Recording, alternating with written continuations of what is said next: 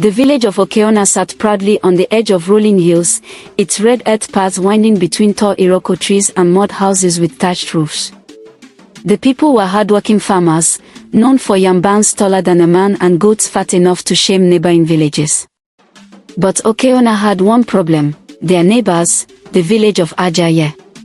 For years, Okeona and Ajaye quarreled over land, goats, and even women.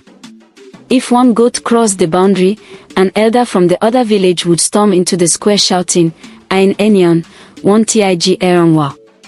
My people, they have stolen our goat." This time, it was worse. A farmland dispute had boiled into threats of war. Chief Olawu, the oldest chief in Okeona, gathered the men in the palace courtyard. His bald head gleamed with sweat as he pounded his staff. "These Ajaye people think we are weak.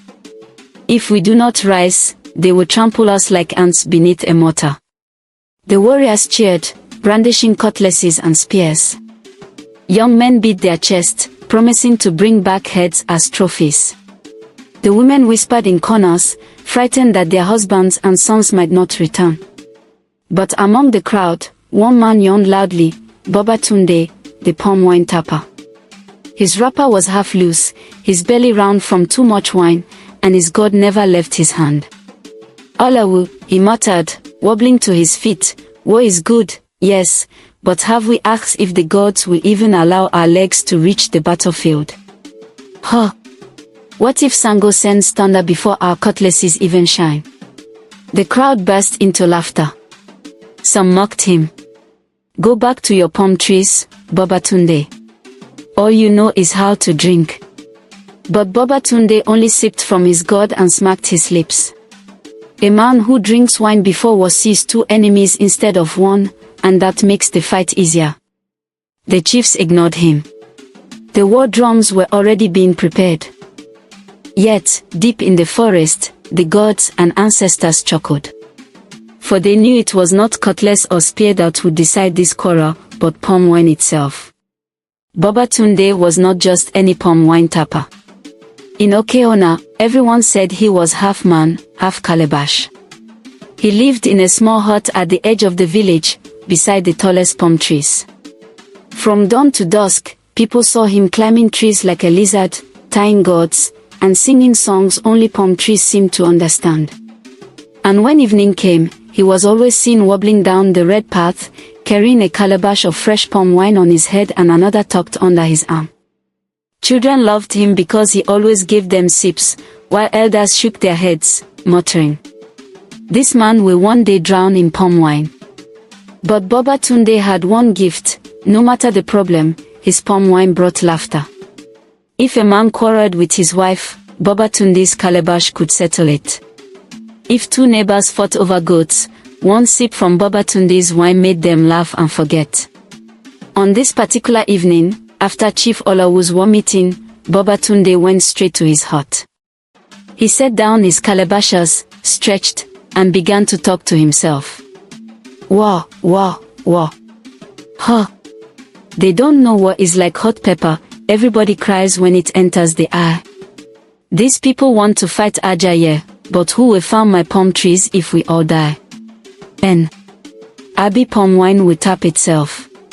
He laughed at his own joke until he rolled on the floor. Just then, a group of youths barged into his hut. They were carrying spears, their eyes shining with excitement.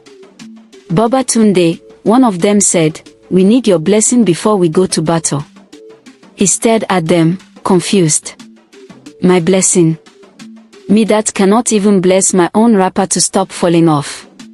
But they insisted. "Your wine gives us courage. If you pour libation for us, victory is sure."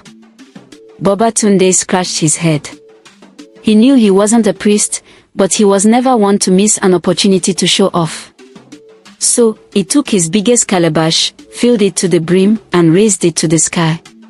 "O gods of Okeona, please do not allow these boys to faint at the first sight of Ajaye warriors.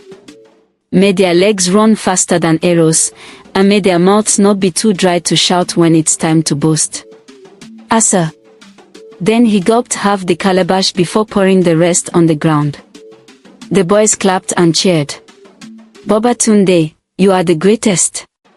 But as they left, Babatunde sat down heavily, shaking his head. These people want war. Me, I want palm wine. Let us see who will win. Unknowingly, the palm wine tapper had just been pushed to the center of a quarrel that only his wine could solve. The news spread like bushfire. Okeona and Ajaye were going to war. Women hurried to pound yam and fry akara for their husbands, while men sharpened cutlasses that had not seen real use since the last bush clearing season. The air smelled of smoke, sweat, and fear, though some pretended it was only excitement. In the palace, Chief Olawu paced back and forth. His war council was restless. We must attack before dawn, one elder urged. Let us wait till after the new moon, another argued. But Chief Olawu bound his staff. No waiting. Ajaye has insulted us. At first cockcrow, we march. Outside, young warriors sang boastful songs, their voices shaking the night. If Ajaye throws spear, we throw thunder. If Ajaye throws stone, we throw mountain. But deep down, many of them had never seen real war. They only knew wrestling matches and goat chases. Meanwhile, across the river, Ajaye village was also busy.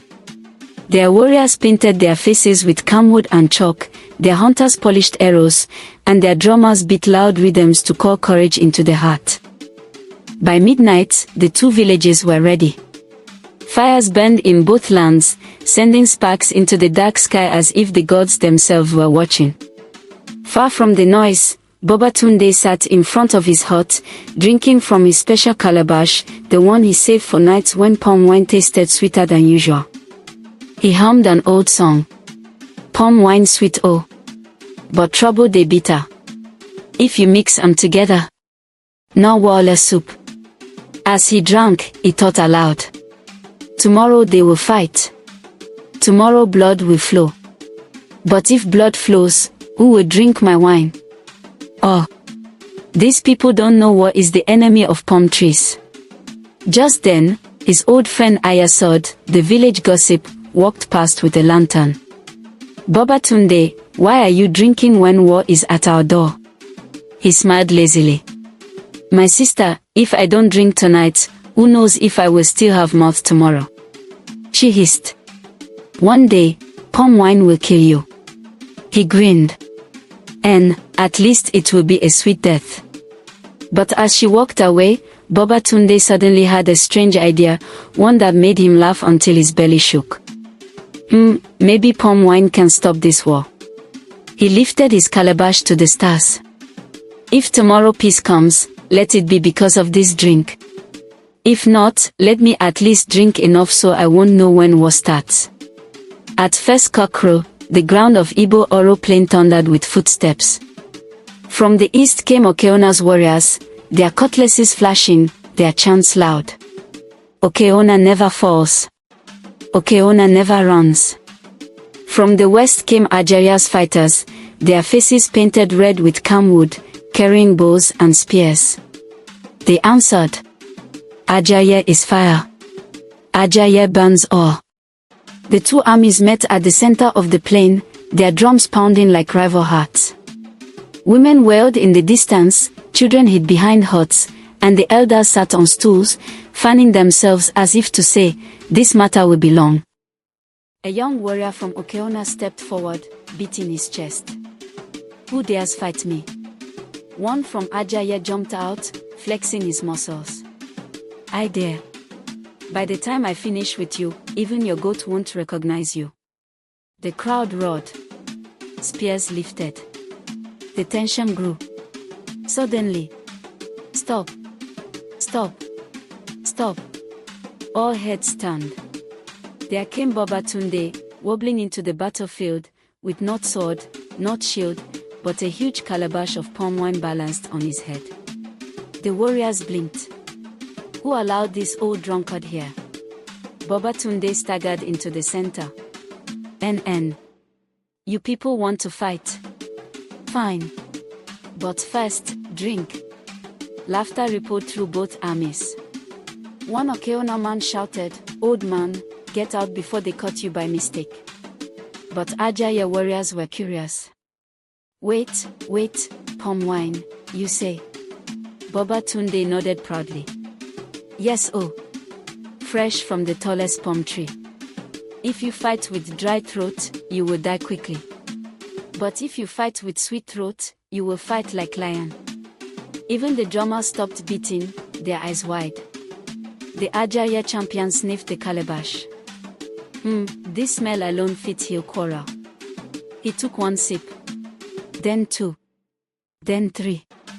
The Okeona warrior, not to be outdone, shouted, "Give me my own." He drank deeply, smacking his lips. Oh, even war can wait. Before long, both sides were passing the calabash around. Warriors who moments ago wanted to cut each other's heads off were now clinking gourds, laughing, and boasting about who could drink the fastest. Someone started singing. Palm wine sweet pass war, oh, palm wine sweet pass war. Both armies joined in, swaying and dancing.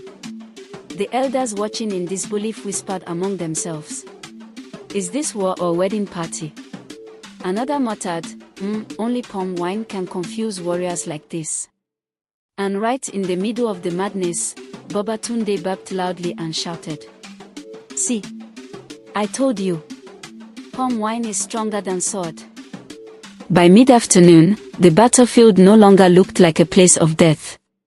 It looked like a village festival. Spears lay forgotten on the ground. Shields had turned into stools. Warriors from Ajaya and Okeona were locked in an unholy competition, not of strength, but of who could finish a calabash first without falling over. Babatunde, the unlikely hero, had somehow produced 3 more calabashes from nowhere. Some swore he had hidden them under his agboda, others whispered that palm wine flowed directly from his belly. Nobody cared. The horns of the chief sounded in the distance. Bale Ajorenai of Okeona arrived with his council, their faces stern. Chief Olewel of Ajaya followed, fanning himself, ready to see corpses scattered across the plain. But what did they meet?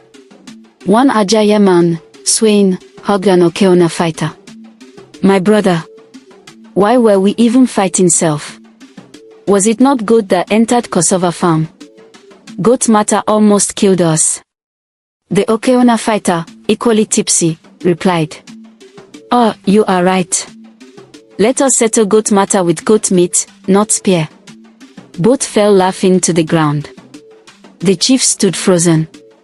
Chief Olewel muttered, "Ajorenai, are these the same men that wanted to fight to the death this morning?"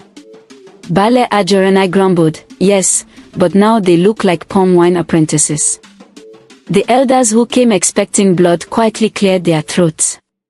And maybe this is what the gods wanted, not war, but wine.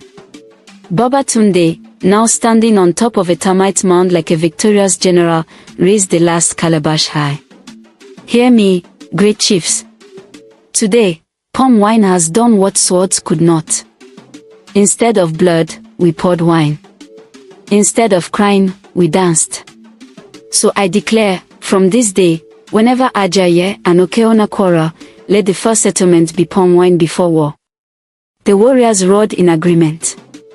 "Yes, oh! Palm wine first! Palm wine first!" And so, right there on the battlefield, both chiefs shook hands. They signed no paper. They carved no stone. They only lifted a shared calabash and drank together. It was called the Palm Wine Treaty, and from that day, no war ever began in those villages without the elders first bringing palm wine to test if peace could be found in sweetness instead of blood. The next morning, the whole of Ajaya and Okeona gathered at the village square. The drummers beat so hard, their sticks nearly broke. Women ululated. Hunters fired Dane guns into the sky. And who sat in the middle like a crowned king?